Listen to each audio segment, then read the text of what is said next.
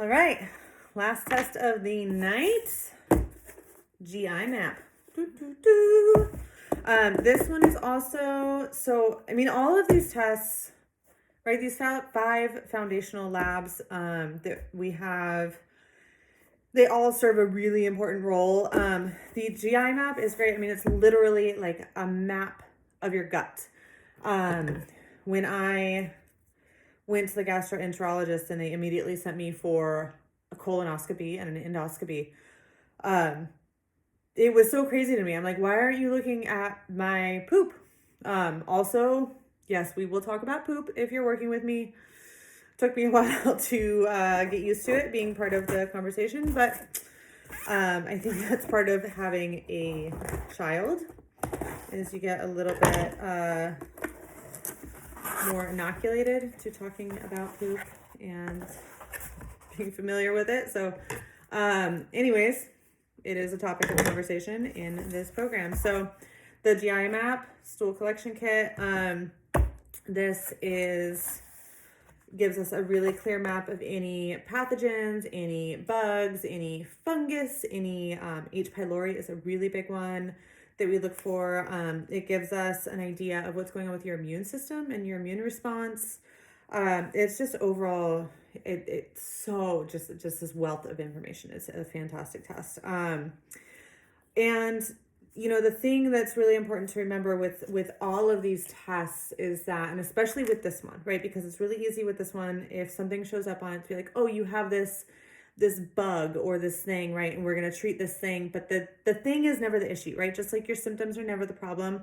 Whatever we find on this test, that's not the problem. The problem is why your gut is a host for these things in the first place, right? Why are these things taking up residence in your body? Why is it an ideal place for them to live? So just bear that in mind when we go over your results. That whatever we find here is not, it's not like an aha, right? And that's kind of the difference between what we do as FDNs and what the doctor does at the office, right? Because the doctor is going to look at their lab results and say, oh, you have this, and we're going to treat this one thing to get this marker back in range. And we're not going to look at, I mean, they don't say this obviously, right? But they don't look at why conditions were ideal for this in the first place, right? What allowed this to happen? Because if you don't look at what made the conditions ideal in the first place, it's going to keep happening, right? And maybe not in the same way, but it's going to be a whack-a-mole. You're going to have this over here, treat that, 2 years later, 6 months, whatever, something else is going to pop up over here, right? So just bearing in mind, right, this is going to give us a wealth of information, but we're not going to treat, we don't treat anything in this program, right? We are rebuilding your health, but we're not going to look at the paper and say, oh, you have this, so we're going to do this, and that's the scope of our work, right? No, we're so much deeper than that. So just bearing that in mind. So in this box, you have the mailing envelope. This one is FedEx. It's a huge envelope for the size of the sample, which is interesting to me, but whatever. So this is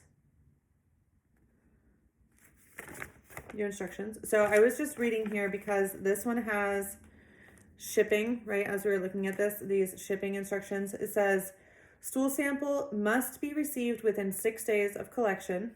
If you cannot ship the specimen on the day of collection, please refrigerate and ship as soon as possible, preferably within 3 days. So you can schedule a pickup, or you can just drop it off. I would drop it off, probably easiest.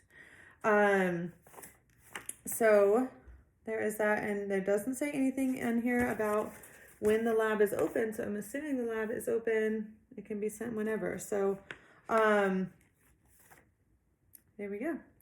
So review all instructions. Do not discontinue taking prescription medications unless directed by your physician. So you don't need to stop taking any of your medication. One thing with this GI map, right? All of the other ones have a requisition form in the box. This one, your requisition form came in an email. So you have an email with your requisition form that you are going to print out and fill out, which maybe I should have done before this video. Actually, let me do that real quick. Let me see. Requisition form.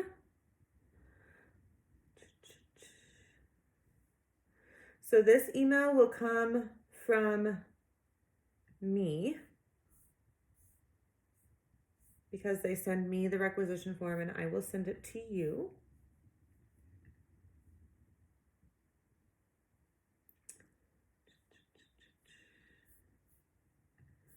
I'm going to print this label so I can show it to you.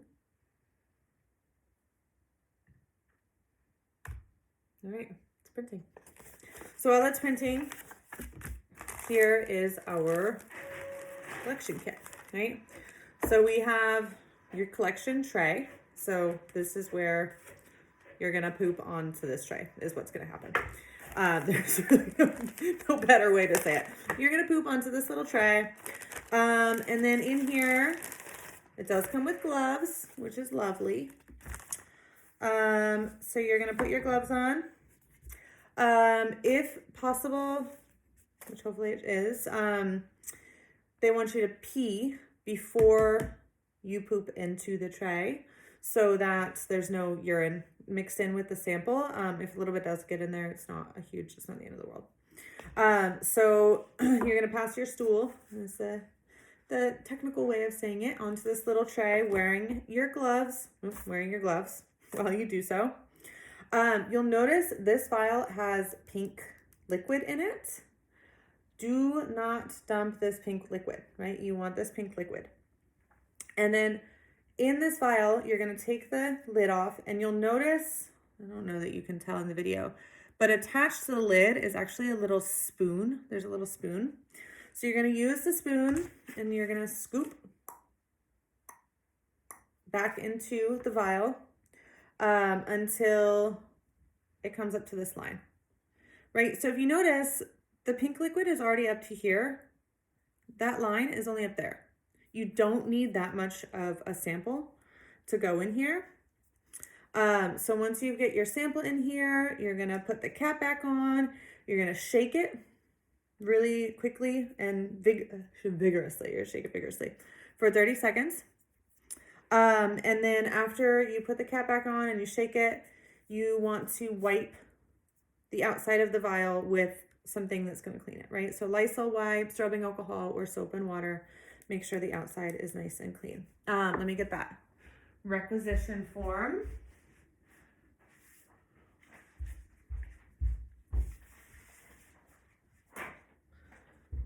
So on your form here, right, you'll notice there's some stuff that's already crossed out and some things that are highlighted. So, right, patient cash, no insurance will be billed. They don't do insurance. This is the one test that you pay directly to the lab, if you remember.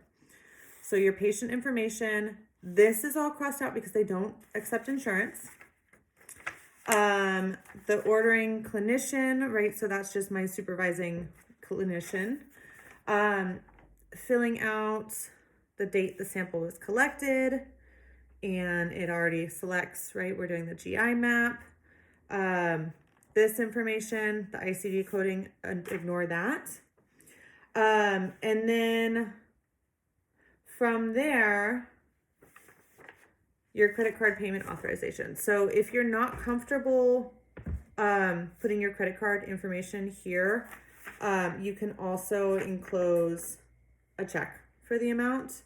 And it says the total amount up here, right? Which is $389. So making sure that all of this is filled out. And then once you have your sample collected in here, you've wiped everything down, you're gonna fold this. On the bag here, there's actually a pocket on the outside, on the back side of the bag, where you're gonna put the requisition form. So the requisition form does not go in the bag with the sample. It goes in this little pocket on the outside, right? Your gloves are tossed. So you're gonna put your sample in your bag. You're going to tuck the requisition form into the pocket. You're going to put all of this into the box. You're going to close the box. You're going to put the box inside the bag and send it off, right? So again, drop off point. And, you know, I think a general good rule of thumb is not to ship on a Friday. It doesn't say anything about that, so I think it's fine. Oh, one thing that I'm seeing here, right? To make sure when you're collecting the sample, to collect from 4 different areas so that you get a variety of what's going on in your stool. So there is that. You can toss the instructions, and that's about that for your GI map. All right.